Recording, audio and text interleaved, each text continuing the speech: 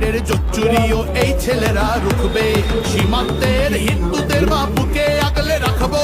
15 বছর কেঁদেছি অনেক, এবার মোরা হাসবো। ভোটের দিনে ছাপ্পা রিগিং চলবে না তো। তাই পাল্টানো দরকার, চাই বিজেপি সরকার।